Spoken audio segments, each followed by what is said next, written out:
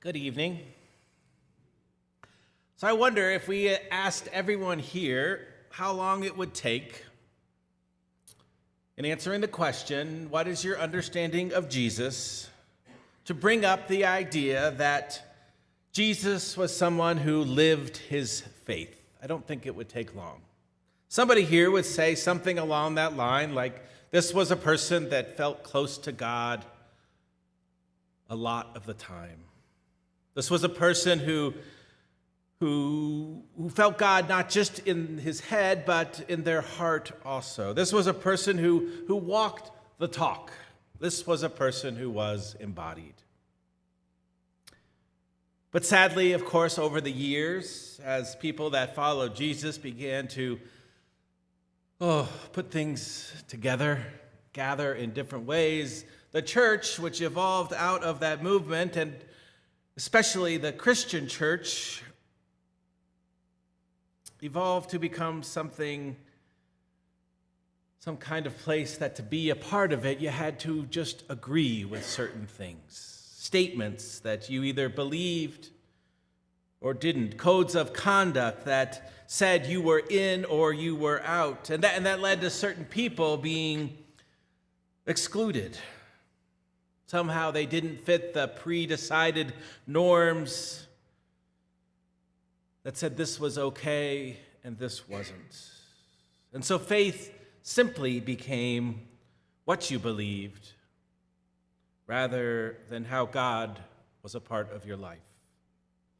It became so much more of what was in your head than what was in your heart. Christianity became a faith that was centered, a faith that originally was centered on Jesus, whose life was so embodied and who preached about living a life where God was incarnate in all of it, where God longed to be a part of all of us, instead became a faith that was disembodied, if you will.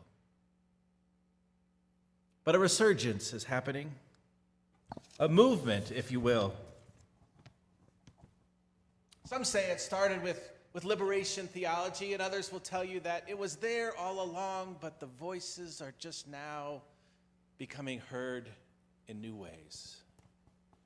This movement talks about how much more powerful it is to live our faith than to just talk about what it is we think about. For some of us, that means that we think about what is it we put in our bodies.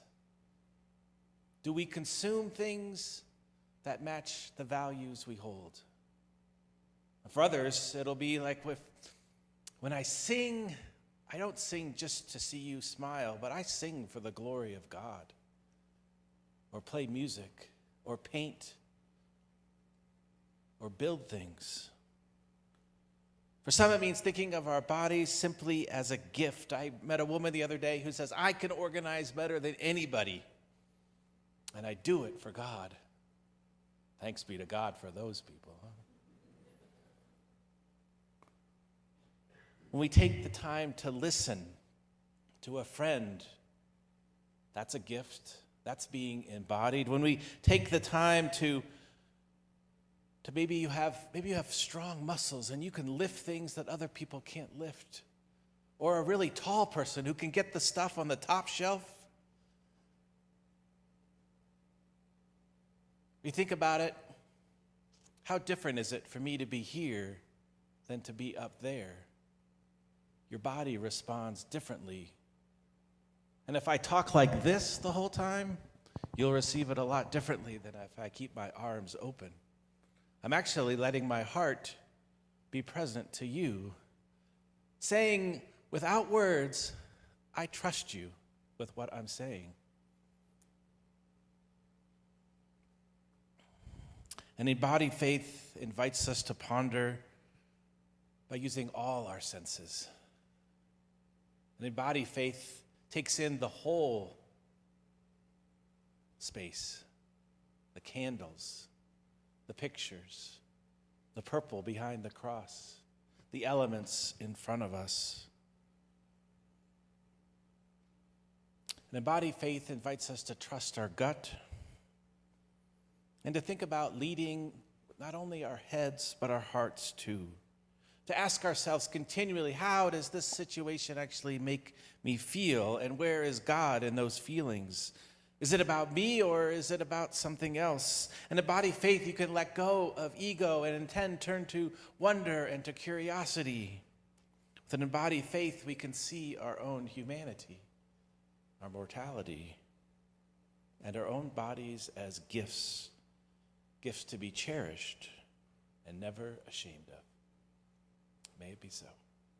Amen.